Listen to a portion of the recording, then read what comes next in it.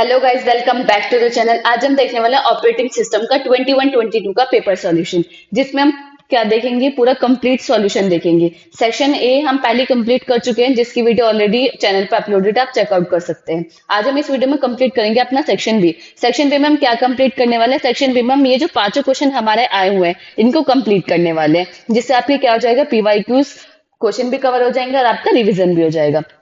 तो जो हमारा पहला क्वेश्चन पूछा गया था वो क्या था? Explain in detail about file system protection and security. आपको क्या बताना था? फाइल सिस्टम प्रोटेक्शन क्या होता है, फाइल सिस्टम सिक्योरिटी क्या होता है। इसमें दो टर्म यूज करी गई है, प्रोटेक्शन एंड सिक्योरिटी। प्रोटेक्शन क्या होता है? अपने डेटा को हम प्रोटेक्ट करते हैं। किससे प्रोटेक्ट करते हैं? अनऑथराइज पर्सन से प्रोटेक्ट करते हैं, ताकि हमारा डेटा लॉस ना हो सके। That is called protection.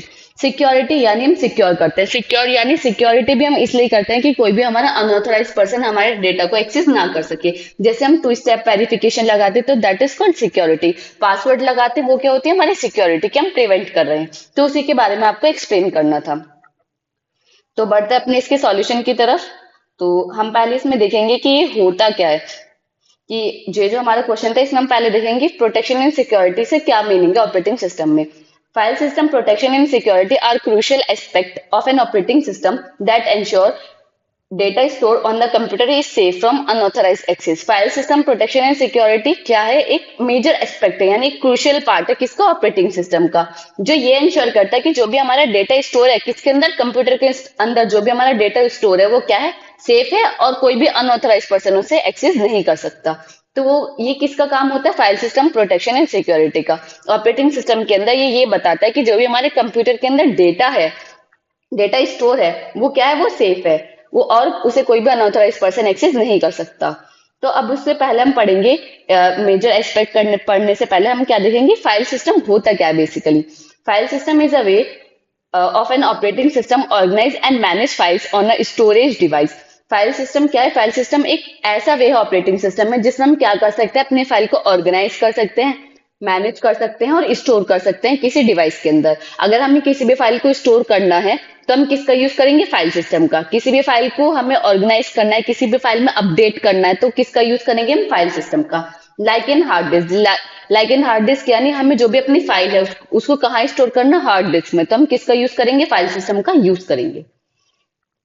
Next point क्या है? नीड प्रोटेक्शन एंड सिक्योरिटी, यानी हमें इसकी जरूरत क्यों पड़ी है, उसकी जरूरत हमें क्यों है। तो पहला पॉइंट क्या लिखा? Prevent unauthorized access. वही कि क्या करेगा? प्रिवेंट करेगा अनऑथराइज एक्सेस से। अनऑथराइज पर्सन से हमें क्या करेगा? प्रिवेंट करेगा, यानी कोई भी अनऑथराइज पर्सन क्या नहीं कर सके, हमारे डेटा को एक्सेस नहीं कर सके। क्योंकि अगर वो डेटा एक्सेस करेगा तो वो क्या कर पाएगा? हमारा डेटा का मिसयूज कर पाएगा और डेटा लॉसेस के चांसेस बहुत ज्यादा होंगे।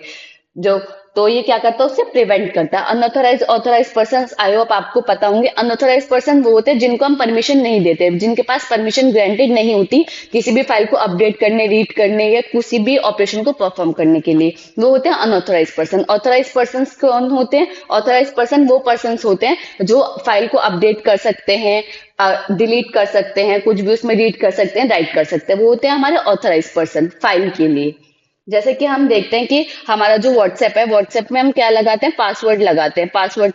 पासवर्ड यूजर, काफी सारी हम टू स्टेप वेरिफिकेशन लगाते हैं, अपना फिंगरप्रिंट लगाते हैं। तो वो सब चीजें हम किस लिए लगाते हैं? ताकि हमारे अलावा कोई और पर्सन उसको क्या कर सके? यूज ना कर सके, या उसको हमारे चैट्स को ना पढ़ सके, या हमारे कोई भी डेटा को लीक ना कर सके। तो वही होता है हमारा प्रिवेंट अनऑथराइज एक्सेस। नेक्स्ट है अवॉइड डेटा लॉस, यानी डेटा लॉस से हमें क्या करता है? अवॉइड करता है। जैसे कि आपकी प्रोटेक्शन एंड सिक्योरिटी बहुत ज्यादा हाई होगी तो क्या होगा? डेटा लॉसेस के चांसेस होंगे ही नहीं, डेटा हमारा लॉस हो ही नहीं सकता। थर्ड है मेंटेन प्राइवेसी। प्राइवेसी को मेंटेन करता है। प्राइवेसी को किस तरीके से मेंटेन करेगा? जैसे कि व्हाट्सएप का एग्जांपल है, तो हमारे क्या होते हैं? चैट्स होते हैं, हम किसी के साथ कुछ बात करते हैं, किसी के साथ कुछ बात करते हैं, कुछ हमारी प्राइवेट बात होते हैं, कुछ हमारे प्राइवेट डॉक्यूमेंट्स होते हैं जो हम शेयर करते हैं किसी के साथ। तो वो क्या होता है? प्राइवेसी को मेंटेन करता है। अगर हमारी प्रोटेक्शन एंड सिक्योरिटी हाई होगी तो हमारी प्राइवेसी क्या होगी? मेंटेन कर पाएंगे हम अपनी प्राइवेसी को। थर्ड है हमारा फाइल, नेक्स्ट पॉइंट है हमारा फाइल परमिशन, यानी फाइल परमिशन की फाइल को परमिट करने के हमें किस किस को हमें क्या देना है? एक्सेस दिया हुआ है। Each file and folder can have specific permission that control who can read और राइट और अपडेट। यानी फाइल परमिशन का मतलब यह है कि फाइल को, जो हमारी फाइल है, हमने किन किन पर्सन्स को परमिशन दी हुई है कि वो फाइल को एक्सेस कर सके, रिट्रीव कर सके, राइट कर सके, अपडेट कर सके। अब फाइल को जैसे आप जाएंगे तो फोल्डर होगा, अब उसमें क्या हो सकता है, कोई पासवर्ड हो सकता है। अगर जिसको पासवर्ड वो पता होगा उसके पास यानी परमिशन होगी, वो क्या कर सकता है, इजीली रीड कर सकता है, राइट कर सकता है या अपडेट कर सकता है। ये क्या होता है हमारा फाइल परमिशन। नेक्स्ट है हमारा यूजर लेवल, यानी यूजर लेवल भी तो होंगे, इसके अंदर क्या क्या यूजर के लेवल है, यानी सबसे हाई अथॉरिटी, फिर उससे लो, फिर उससे लो। Permission are usually set of 3 type of users. इसमें क्या होते हैं, 3 टाइप ऑफ यूजर्स होते हैं। पहला क्या होता है हमारा ओनर, थर्ड सेकंड होता है ग्रुप, थर्ड होता है अदर्स। ओनर क्या होता है, जैसे कि हमें पता है owner the person who creates the file, जो क्रिएट करेगा फाइल को वो क्या होगा, हमारा ओनर। नेक्स्ट है a set of user who are group together. अब जो है फाइल पे अगर आप किसी भी प्रोजेक्ट पे काम कर रहे हैं तो आप पर्टिकुलर सिंगल पर्सन तो काम नहीं करेगा, एक ग्रुप ऑफ यूजर्स काम करेगा, ग्रुप ऑफ पर्संस काम करेगा। तो उस ग्रुप ऑफ पर्संस जो होता है वो क्या होता है, हमारा सेकेंड लेवल होता है। ठीक है। थर्ड क्या होता है अदर। अदर कौन होते हैं, जो हमारी उसको एक्सेस करेंगे, anyone else who has access the system, जो हमारे सिस्टम को एक्सेस करेगा वो क्या होगा, हमारा अदर। ओनर होगा जो हमारी फाइल को क्रिएट करेगा, उस फाइल में जो जो पर्सन्स काम करेंगे वो किसके अंदर आएंगे, ग्रुप के अंदर आएंगे। अदर्स कौन होगा, जो हमारी उस फाइल को क्या करेगा, एक्सेस करेगा।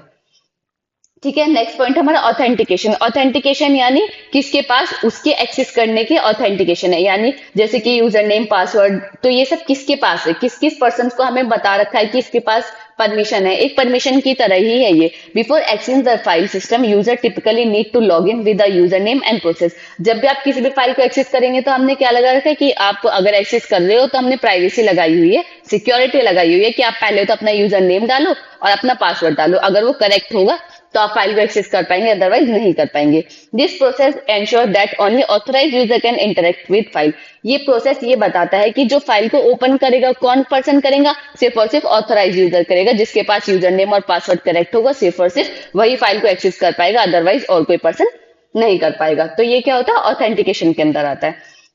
नेक्स्ट है हमारा बैकअप। बैकअप को आप इजीली बता सकते हो, जैसे हमारा व्हाट्सएप बैकअप करते हैं या अपने डेटा को बैकअप करते हैं, उसी तरीके से इसमें regularly backup of file ensure that the even if something goes wrong like accidental deletion, यानी अगर आप बैकअप टाइम टू टाइम करते रहोगे तो अगर ऐसा होता है कि गलती से हमारे बाय मिस्टेक हमारे क्या होता है, डिलीट का ऑप्शन प्रेस हो जाता है या डिलीट हो जाती है तो कोई भी फाइल, तो हमारे पास एक ऑप्शन रहना चाहिए कि हमने बैकअप किया हुआ है अपने डेटा का, तो हम क्या कर सकते हैं, अपने जो हमारी फाइल डिलीट हुई है उसको दोबारा ला सकते हैं। फाइल नेक्स्ट पॉइंट क्या है, file system protection and security are like locking your important document in a safe where only trusted person have the key. Backup file system and protection एक ऐसा वे है जिसमें हम क्या कर सकते हैं, जो भी हमारे इंपॉर्टेंट डॉक्यूमेंट्स या फाइल्स हैं हम उनको क्या कर सकते हैं, सेव कर सकते हैं। किसके लिए सेव कर सकते हैं, हम उसको पासवर्ड, यूजर नेम, जैसे मैंने आपको बताया, वो उसका यूज करके हम क्या कर सकते हैं, ये एंश्योर कर सकते हैं कि जो हमारी फाइल को एक्सेस करेगा वो कौन होगा, हमारा ट्रस्टेड पर्सन ही होंगे।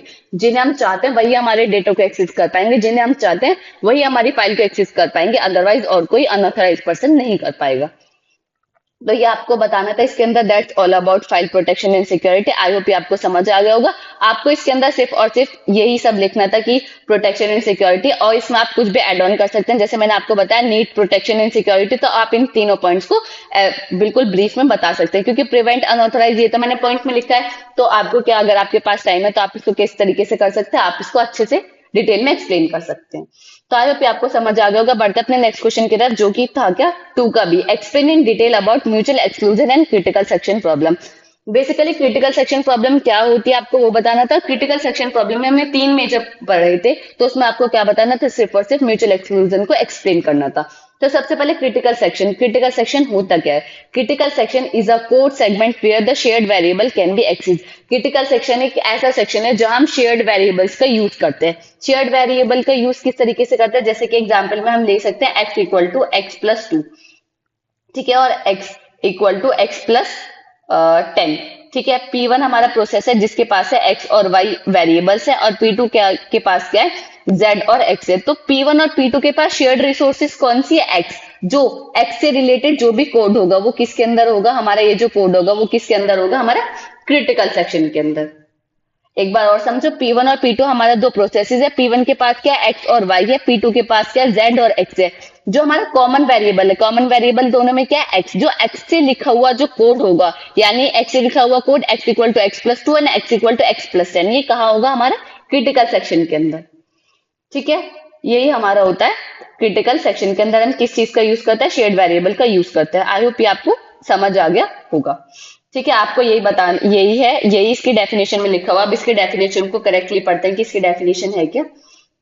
Critical section is a code segment where the shared variable can be access. वही है, इसमें क्या है, क्रिटिकल सेक्शन एक ऐसा कोड ऑफ सेगमेंट है जिसमें हम शेयर्ड वेरिएबल को एक्सेस कर पाते हैं।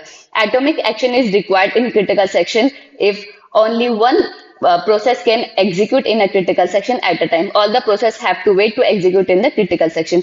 यानी critical section में ऐसा नहीं कि आप दो प्रोसेसेस को एक साथ एग्जीक्यूट कर लेंगे। अगर P1 और P2 दो प्रोसेसेस है तो ये नहीं कि एक साथ आप इनको एग्जीक्यूट कर लेंगे। पहले P1 हमारा एग्जीक्यूट होगा, उसके बाद P2 एग्जीक्यूट होगा। अगर P1 हमारा क्रिटिकल सेक्शन के अंदर हो तो P2 को क्या करना पड़ेगा, वेट करना पड़ेगा कि जब तक P1 हमारा कंप्लीट नहीं हो सकता, P1 जब तक हमारा कंप्लीट नहीं होगा तो P2 हमारा क्रिटिकल सेक्शन के अंदर एंट्री नहीं कर सकता। ये होता है हमारा क्रिटिकल सेक्शन। क्रिटिकल सेक्शन आयो आपको समझ आ गया होगा। बेसिकली क्या है, जिसमें हम शेयर्ड वेरिएबल से जो लिखा हुआ कोड होता है वो किसके अंदर लिखा हुआ होता है, हमारे क्रिटिकल सेक्शन के अंदर। और नेक्स्ट पॉइंट क्या है कि क्रिटिकल सेक्शन के अंदर एक टाइम पे एक प्रोसेस ही एग्जीक्यूट होगा।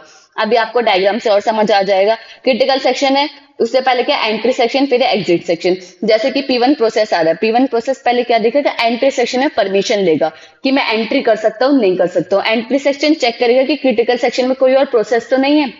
अगर कोई और प्रोसेस है तो उससे क्या कहेगा, अभी आप वेट करो, अभी ऑलरेडी P2 हमारे एग्जीक्यूट कर रहा है, जब P2 बाहर आएगा उसके बाद आप आ जाना। अगर ऐसा नहीं होता, अगर क्रिटिकल सेक्शन खाली है तो क्या हो जाएगा, P1 को एंट्री सेक्शन में एंट्री मिल जाएगी, वो कहाँ चल जाएगी, क्रिटिकल सेक्शन में चल जाएगा, अपना एग्जीक्यूशन करेगा, उसके बाद किस में आ जाएगा, एग्जिट सेक्शन में आ जाएगा। एग्जिट सेक्शन में जैसे आएगा वो ये बता देता है कि मेरा जो एग्जीक्यूशन है वो कंप्लीट हो चुका है, आप किसी और प्रोसेस को बोल दो कि वो क्रिटिकल सेक्शन में आके क्या कर ले, अपना एग्जीक्यूशन कर ले। नेक्स्ट है हमारा, इसमें आप देखोगे रिमाइंडर सेक्शन। रिमाइंडर सेक्शन वो सेक्शन होता है जिसमें हम शेयर्ड वेरिएबल को यूज नहीं करते, उसको क्या बोलते हैं, रिमाइंडर सेक्शन। तो यह हमारा बेसिक डायग्राम है जिससे आपको समझ आ रहा होगा कि किस तरीके से क्रिटिकल सेक्शन के अंदर प्रोसेसेस एग्जीक्यूट करते हैं, ये प्रोसेसेस आते हैं। तो उससे पहले हमारा एंट्री सेक्शन, एग्जिट सेक्शन, आप इसको अच्छे से एक्सप्लेन करके आए कि एंट्री सेक्शन क्या होता है, एग्जिट सेक्शन क्या होता है। एंट्री सेक्शन इसमें लिखा हुआ है, entry section handle the entry in the critical section, it acquire the resources needed for the execution by the processes. Entry section के अंदर क्या होती है, वो रिसोर्सेज होते हैं जो प्रोसेस को रिक्वायर्ड होते हैं, यानी जो प्रोसेस एग्जीक्यूट करेगा उसको कुछ ना कुछ रिसोर्सेज तो चाहिए होंगी एग्जीक्यूशन के लिए, तो वो रिसोर्सेज किसके पास मिलेंगी, एंट्री सेक्शन के पास मिलेंगे। In the entry section the process request from the entry in the critical section. जब भी कोई भी प्रोसेस क्रिटिकल सेक्शन के अंदर आएगा तो सबसे पहले उसको किसके पास जाना है, एंट्री सेक्शन के पास जाना है कि मैं एंट्री कर सकता हूँ या नहीं कर सकता। अगर एंट्री सेक्शन के पास आकर उसको परमिशन ग्रांटेड हो जाती है कि हाँ ठीक है आप चले जाओ, उसके बाद ही वो जाएगा आगे।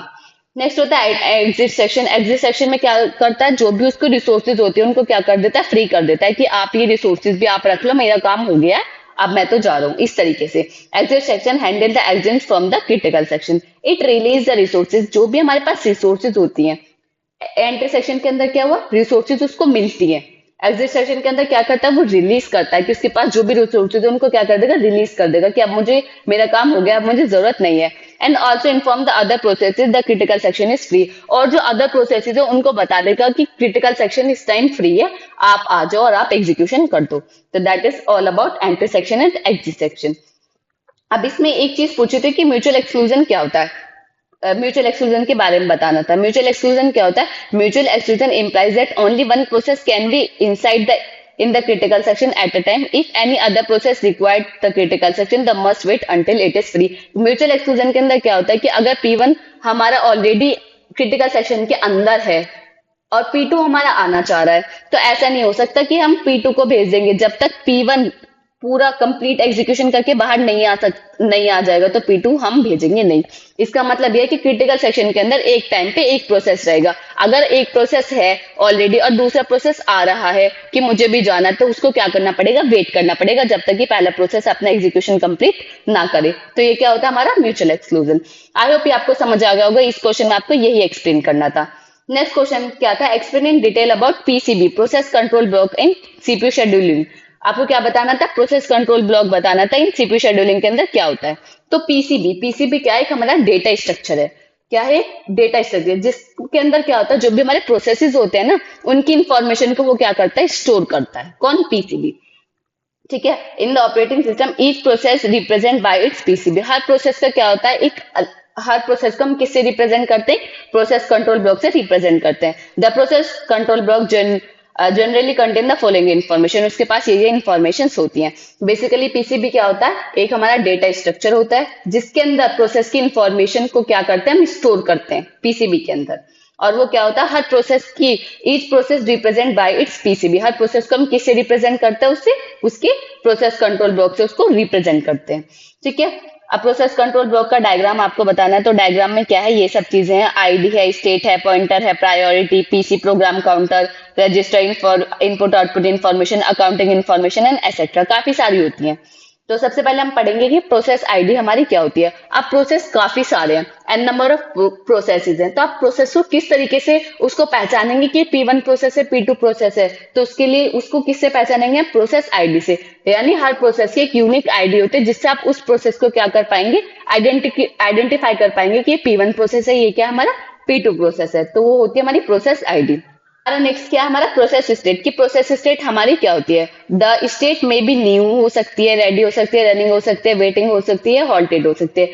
यानी जो भी हमारा प्रोसेस है उसकी स्टेट क्या है, कि वो रनिंग स्टेट में है, वो अभी रेडी हुआ है, वो अभी वेटिंग स्टेट में, किस स्टेट में, तो वो क्या रिप्रेजेंट करता है, प्रोसेस स्टेट।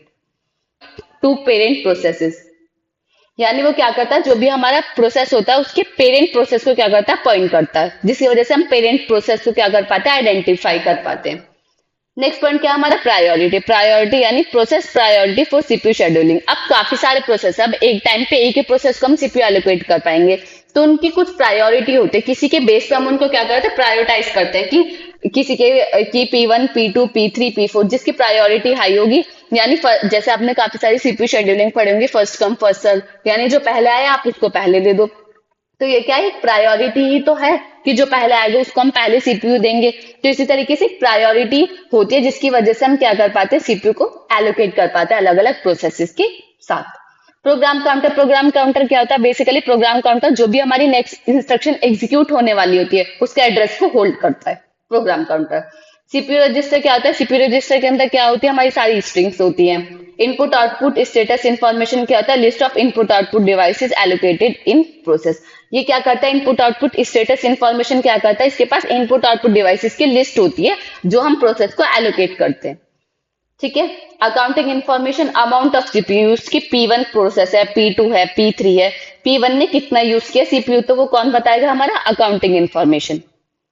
नेक्स्ट है हमारा मेमोरी मैनेजमेंट। मेमोरी मैनेजमेंट क्या है, जिसके अंदर मेमोरी को मैनेज कर पाते हैं, जिसमें पेजिंग टेबल्स अदर इंफॉर्मेशन आते हैं कि हमारा मेमोरी का कितना यूटिलाइज हो रहा है, हमारे पास मेमोरी का सही यूटिलाइज हो रहा है या नहीं हो रहा, तो किसके अंदर आता है, हमारा मेमोरी मैनेजमेंट के अंदर। तो आई होप ये आपको समझ आ गया होगा। अगर ये आपको डिटेल में पढ़ना है, ऑलरेडी वीडियो अपलोडेड है, उसमें मैंने काफी अच्छे से पढ़ाया हुआ है। यहाँ हम सिर्फ क्या देखेंगे कि हम एक बार ओवरव्यू देखेंगे हर क्वेश्चन का और हर क्वेश्चन को अच्छे से रिवाइज करेंगे। वैसे मैंने अच्छे से कोशिश की है कि आपको समझ आए, आई होप आपको समझ आ गया होगा। बढ़ते अपने नेक्स्ट क्वेश्चन की तरफ, जो कि क्या है, explain in detail about disk storage and disk scheduling. अब आपको क्या बताना है कि डिस्क स्टोरेज क्या होता है और डिस्क शेड्यूलिंग क्या होती है। अब डिस्क शेड्यूलिंग तो हमारे पास काफी सारी है, तो आपको विद एग्जाम्पल हर को एक्सप्लेन करना होगा। तो डिस्क स्टोरेज हमारा क्या है, डिस्क स्टोरेज यानी डिस्क की स्टोरेज, यानी कुछ चीजें हमें स्टोर करने हैं, स्टोर यानी हमें कुछ भी डेटा को स्टोर करना है, कुछ उसी तरीके से। Disk storage refer to the management and utilization of the physical device. Disk storage हमारे किसको रेफर करता है, कि हम किस तरीके से मैनेज करेंगे अपने डिस्क को, और फिजिकल स्टोरेज से किस तरीके से यूटिलाइज करेंगे। Disk driver to store data and files, कि किस तरीके से हम अपने डेटा और फाइल्स को एफिशिएंट वे में मैनेज करेंगे, और फिजिकल डिस्क का किस तरीके से एफिशिएंटली यूटिलाइज करेंगे, वो किसके अंदर आता है, हमारे डिस्क स्टोरेज के अंदर आता है। इसके अंदर क्या क्या पॉइंट है, process management, memory management, file and disc management, input output system management. ये हम ऑलरेडी यूनिट 1 में काफी अच्छे से पढ़ चुके हैं, तो वही है कि हम प्रोसेस को किस तरीके से मैनेज करेंगे। मेमोरी मैनेजमेंट की हमारा जो मेमोरी है उसका हम कितनी अच्छी एफिशिएंट वे से हम उसका यूटिलाइजेशन कर सकते हैं। फाइल एंड डिस्क मैनेजमेंट यानी फाइल्स को किस तरीके से हमें एलोकेट करना है, डिलीट करना है, किस तरीके से एक्सेस करना है, वो सब चीजें इसके अंदर आती हैं। इनपुट आउटपुट सिस्टम मैनेजमेंट की इनपुट आउटपुट, हमारे पास काफी सारी डिवाइसेस होती है इनपुट आउटपुट, जिसको हमें एलोकेट करना होता है किसको, प्रोसेसेस को। तो किस तरीके से हम एलोकेट करेंगे और किस तरीके से मैनेज करेंगे, तो वो किसके अंदर आता है, इनपुट आउटपुट सिस्टम मैनेजमेंट के अंदर। नेक्स्ट पॉइंट क्या है, the operating systems involve file system provide the structure and tool necessary to create manage access file efficiently while ensuring data integrity and security. यानी जब हम एंश्योर कर पाते कि जो हमारा डेटा है वो हमारा सेफ है, यानी उसमें कोई भी दिक्कत नहीं है, अनऑथराइज उसको एक्सेस नहीं कर सकता। और ये क्या बताता है, ये ऑपरेटिंग सिस्टम जो हमारा फाइल सिस्टम है वो क्या इंश्योर करता है, ये बताता है कि हम किस तरीके से जो हमारी फाइल्स है उनको क्रिएट कर सकते हैं, मैनेज कर सकते हैं, उनको एक्सेस कर सकते हैं एफिशिएंट वे से। और ये इंश्योर कर सकते हैं कि जो हमारा डेटा है वो क्या है, सेव है और सिक्योर है।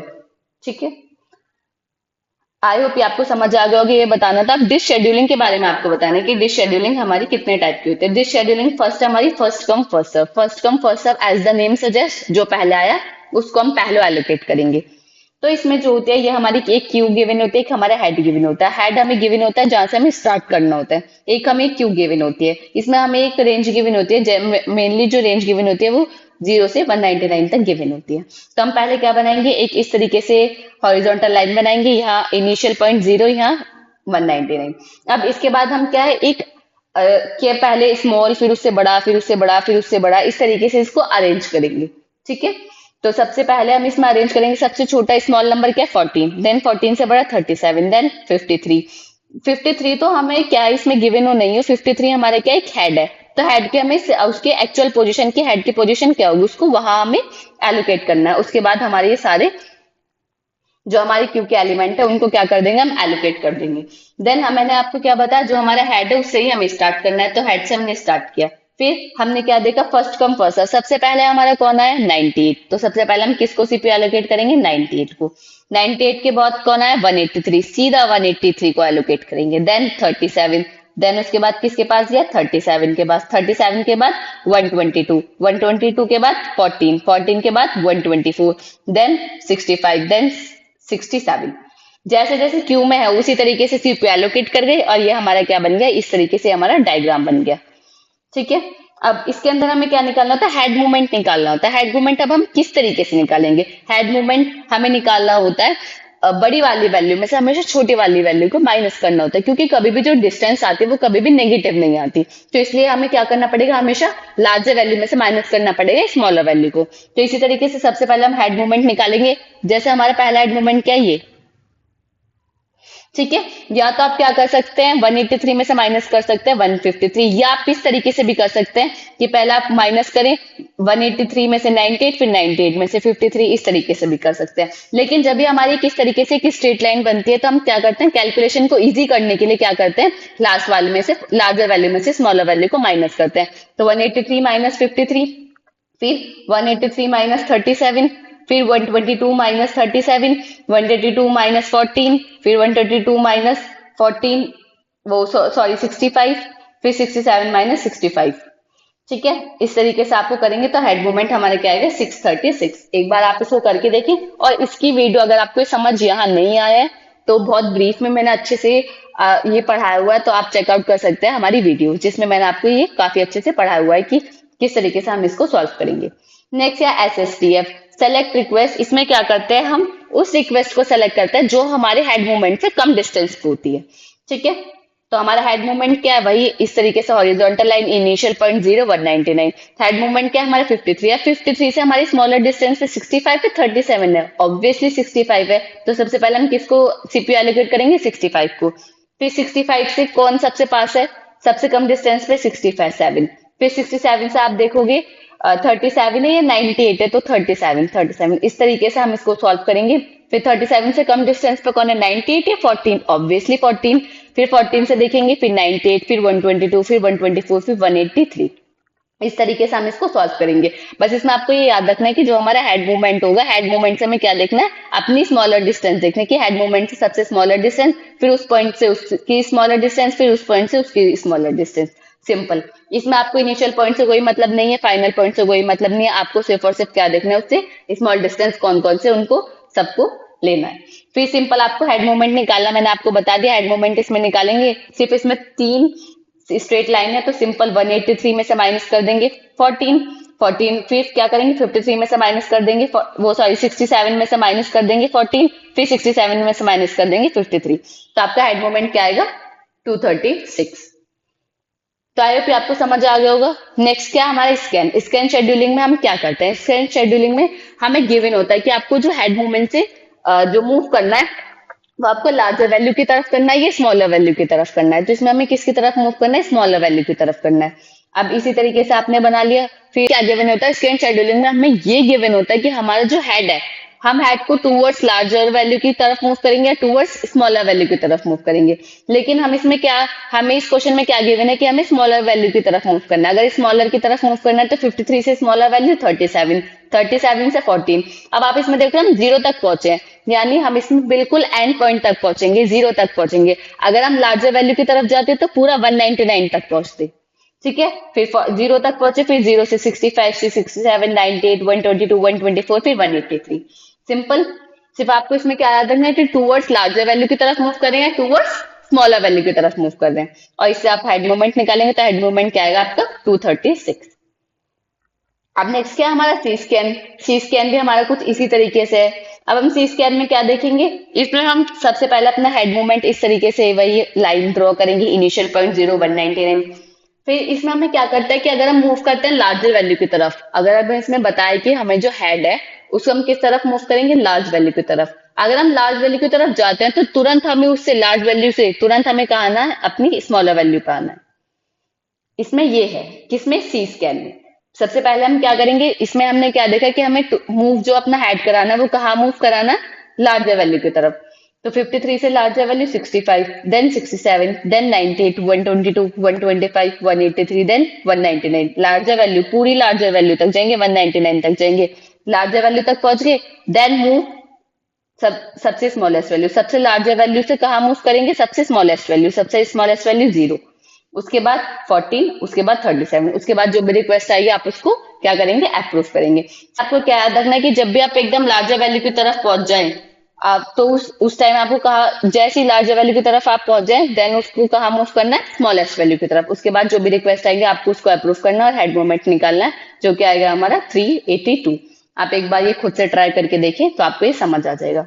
नेक्स्ट है हमारा लुक शेड्यूलिंग। लुक शेड्यूलिंग क्या है, लुक शेड्यूलिंग में हमारा क्या होता है, ये भी हमारा ये बताता है कि आपको टूवर्ड्स लार्ज वैल्यू या स्मॉलर वैल्यू की तरफ मूव करना है, लेकिन इसमें 0 और 199 इंक्लूड नहीं होते।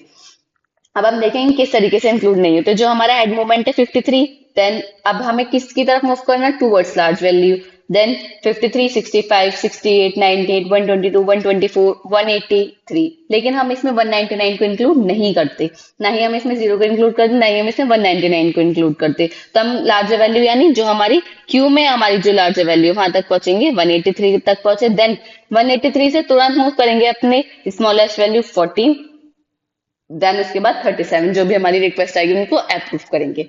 अगर ये आपको शेड्यूलिंग के न्यूमेरिकल्स ऑलरेडी सेपरेट वीडियो है न्यूमेरिकल्स के, आप वहां जाके चेकआउट कर सकते हैं, वहां काफी अच्छे से मैंने एक्सप्लेन किया है। यहाँ सिर्फ मैंने आपको ऐसे ही बता दिया कि ये इस तरीके से करते हैं, मैं ये समझ रही हूँ कि ये आपको आते हैं। तो ये हमने हेड मूवमेंट निकाला, तो हमारा हेड मूवमेंट क्या है, 322। आई होप ये आपको समझ आ गया होगा। हमारा जो नेक्स्ट क्वेश्चन है वो है आपका explain detail about multi-user system and multi-threaded system। multi-user system as the name suggests यानी multiple user एक टाइम एक ही सिस्टम को यूज कर पा रहे हैं, उस सिस्टम को हम क्या बोलेंगे, multi user system. Multi threaded system, अब हम देखेंगे क्या होता है। A multi-user operating system is an operating system that permits several users to access a single system running in a single operating system। एक ही ऑपरेटिंग सिस्टम पे काफी सारे यूजर्स एक साथ सिस्टम को रन कर सके, सिस्टम को यूज कर सके, तो वो क्या होता है हमारा multi user. This system are frequently quite complex. ये जो सिस्टम्स होते हैं वो क्वाइट कॉम्प्लेक्स होते हैं क्योंकि मल्टीपल यूजर्स। अब आपको क्या पता कौन यूजर कहाँ का है, एक यूजर यहाँ इंडिया है, एक यूजर ऑस्ट्रेलिया है, काफी मल्टीपल यूजर्स हैं, तो थोड़ा बहुत वहां जो है कॉम्प्लेक्सिटी काफी इंक्रीज हो जाती है। ठीक है, नेक्स्ट पॉइंट क्या है, user will usually sit a terminal or computer connected to the system via network. और नेक्स्ट पॉइंट क्या है हमारा, user will usually sit at terminal or computer connected to the system via network and other system machine like printers. Like जिस तरीके से हम printer को command देते हैं, तो प्रिंटर को हम कमांड देते हैं, वो हमारी कमांड को समझकर एग्जीक्यूट करता है। इसी तरीके से मल्टी यूजर ऑपरेटिंग सिस्टम में यानी हमारे जो कंप्यूटर को कनेक्ट करते हैं, हम किसी नेटवर्क के थ्रू कनेक्ट करेंगे, क्योंकि अगर आपके पास नेटवर्क नहीं होगा किस तरीके से आप कम्युनिकेट करेंगे। एक यहाँ मैं जैसे मैंने एग्जाम्पल के लिए बताया, एक इंडिया है, एक ऑस्ट्रेलिया है, एक अमेरिका है, तो आप किस तरीके से ये तो किस तरीके से आप कम्युनिकेट कर पाएंगे, तो आपको क्या चाहिए, एक स्टैब्लिश चाहिए, एक नेटवर्क चाहिए जिसके थ्रू आप क्या कर सके, कम्युनिकेट कर सके। ठीक है, तो वही इसके अंदर है। नेक्स्ट है the main goal of developing a multi user operating system is to use time sharing and batch operating system main frame systems. अब टाइम शेयरिंग और बैच ऑपरेटिंग सिस्टम ऑलरेडी हम यूनिट 1 में काफी अच्छे से पढ़ चुके हैं। तो जो इसका मेन गोल होता है मल्टी यूजर ऑपरेटिंग सिस्टम का, खुद बताओ क्या होगा। यानी उसका ये होगा कि हम क्या कर सके, टाइम को अपना बचा सके। और मल्टीपल जो अगर मल्टीपल पर्सन एक ही सिस्टम पे काम कर पाएंगे एक ही टाइम पे, तो हमारा क्या होगा, टाइम सेव होगा। टाइम सेव होगा और हम क्या कर पाएंगे, अच्छे से कम्युनिकेट कर पाएंगे, अपने जो आइडियाज है उनको शेयर कर पाएंगे, जिसकी वजह से हम अपने प्रोजेक्ट को इनहेंस कर पाते हैं। तो ये सब इसके एडवांटेजेस है। ये क्या इसका डायग्राम है कि ये हमारा सेंट्रल कंप्यूटर ऑपरेटिंग सिस्टम, इसे क्या है, काफी सारे मल्टीपल क्लाइंट्स एक टाइम पे इसको यूज कर पा रहे हैं। तो ये क्या होगा, हमारा मल्टी यूजर ऑपरेटिंग सिस्टम। अब मल्टी थ्रेडेड ऑपरेटिंग सिस्टम क्या होता है, process means a program. Process का मतलब क्या है, एक program that is been execute. अगर हम किसी भी प्रोसेस को एग्जीक्यूट करते हैं तो वो क्या बन जाता है, एक प्रोग्राम बन जाता है। Process are further divided into independent unit known as threads. जो हमारा प्रोसेस है उसको भी हम एक इंडिविजुअल यूनिट में डिवाइड किया, जिसको हम बोलते हैं थ्रेड। थ्रेड जो होता है, जो हमारा नॉर्मल धागा होता है ना, वो उसी तरीके से होता है thread. It is a process that is small and light weight residing inside a process. ये क्या होता है, प्रोसेस के अंदर होता है। कैसा होता है, ये बहुत लाइट वेट होता है, बहुत स्मॉल होता है, और इन प्रोसेस के अंदर होता है क्या, हमारा thread. It comprises thread ID, a program counter, a resistor set and stack. इसके अंदर क्या क्या होता है, थ्रेड थ्रेड के पास अपनी आईडी होती है जिसे हम आइडेंटिफाई कर पाते कि ये हमारा कौन सा थ्रेड है।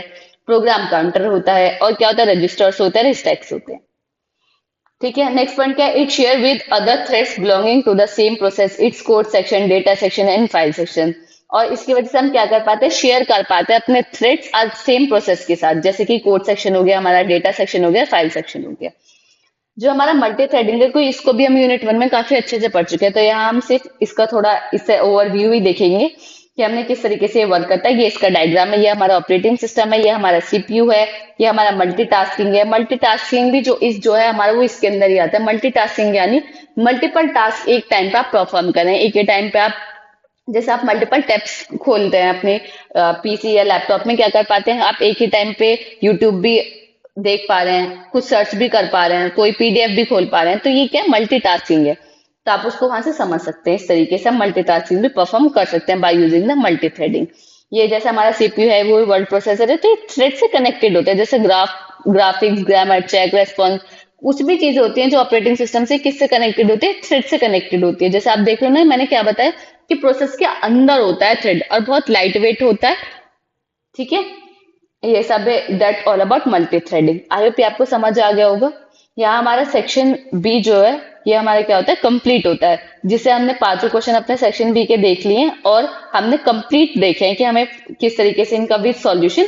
आई होप ये आपको समझ आ गया होगा। अब जो हमारा रह गया, अब इस जो हमारे पेपर सॉल्यूशन में हमारा क्या रह गया, हमारा जो क्वेश्चन रह गया वो हमारा रह गया सेक्शन सी। देखिए, आप देखोगे सेक्शन बी हमने पूरा कंप्लीट कर लिया है, यहाँ तक पूरा कंप्लीट कर लिया। अब हमारा रह गया सेक्शन सी। अब हमने क्या कर लिया, सेक्शन बी तक यहाँ तक हम पूरा कंप्लीट कर लिए। अब हमारे क्या बचा, रिमेनिंग बचा है हमारा सेक्शन सी। सेक्शन सी को हम नेक्स्ट वीडियो में डिस्कस करते हैं, जिसमें हम अपने सारे क्वेश्चन को डिस्कस करेंगे। आई होप अगर आपको समझ आ गया होगा, जितना हमने सेक्शन बी किया आप उसको एक बार खुद से रीड करें, खुद से प्रैक्टिस करें, याद करने की कोशिश करें, तो आपको अच्छे से समझ आ जाएगा। थोड़ी अगर आपको अंडरस्टैंडिंग कम होती है तो आप चेकआउट कर सकते हैं हमारी वीडियो, जिसमें मैंने आपको डिटेल में बताया कि ये सब चीजें होती क्या है। यहाँ सिर्फ हमने क्या देखा, एक तरीके से ओवरव्यू देखा है। ये मैं ये मान के चलूं कि आपको ये सब चीजें थोड़ा थोड़ा आपको इनके बारे में पता ही है। ठीक है, अगर कोई भी एक टॉपिक में आपको डाउट है, आप पर्टिकुलर टॉपिक सर्च कर आप चेकआउट कर सकते हैं, वहां आपको पर्टिकुलर टॉपिक की भी वीडियो मिल जाएगी। तो यहाँ ये वीडियो कंप्लीट होती है, मिलते हैं किसी अगली वीडियो में। Thank you for watching this video. अगर आपको कोई भी डाउट है आप कमेंट सेक्शन में बता सकते हैं। अगर ये वीडियो आपको अच्छी लगी हो तो लाइक कमेंट शेयर करना ना भूलें। Thank you for watching this video, मिलते हैं किसी अगली वीडियो में।